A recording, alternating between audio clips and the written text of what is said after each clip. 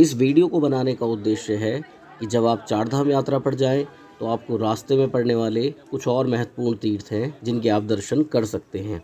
ऐसा ही एक महत्वपूर्ण तीर्थ है प्रकटेश्वर पंचानन महादेव, जो कि यमुनोत्री राजमार्ग पर ही स्थित है।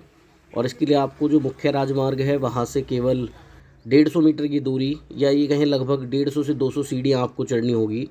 थोड़ी सी चढ़ाई कठिन है, लेकिन इतनी कम है कि आप उतनी कठिनाई को आसानी से पार पा लेंगे या चढ़ लेंगे।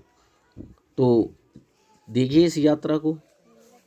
इसके अंतर्गत आप देखें तो यहाँ पर इस स्थान का नाम जो प्रकटेश्वर पंचानन महादेव पड़ा है वो इसलिए हुआ है क्योंकि यहाँ पर जो शिवलिंग है वो स्वयं प्रकट शिवलिंग या स्वयंभू शिवलिंग हम उसे कह सकते हैं।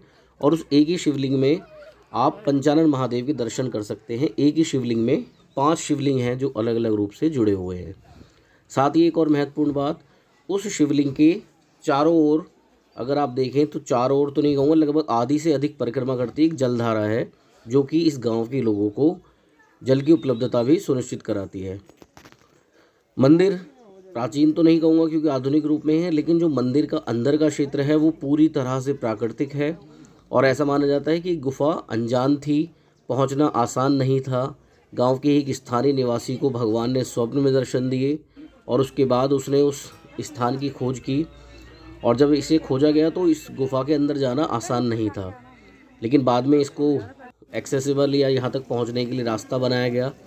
गुफ़ा यदि आप शिवखोड़ी गए हों तो आपने जैसी गुफ़ा वहाँ देखी होगी, कुछ अंदर उसी तरह की गुफ़ा है। ये जो आप लंबी लाइन देख रहे हैं, इसके लिए मैं आपको एक और सलाह दूंगा कि आप प्रयास कीजिए कि इस मंदिर में सुबह के समय पहुँचें, क्योंकि उस समय भीड़ काफ़ी कम रहती है। जैसे जैसे समय बढ़ता है उसके साथ साथ ये भीड़ और ये लाइन लंबी होती चली जाती है, क्योंकि जो गुफ़ा है, जो मुख्य गुफ़ा है, उसके अंदर पहुंचने का रास्ता बहुत संकरा है, बहुत ही पतला रास्ता है और आने और जाने का एक ही रास्ता है। तो इसलिए उस गुफ़ा के अंदर जाने के कारण, मतलब जो उसका पतला मार्ग होने के कारण या आने जाने का एक ही रास्ता होने के कारण ये लाइन लगातार लंबी होती चली जाती है।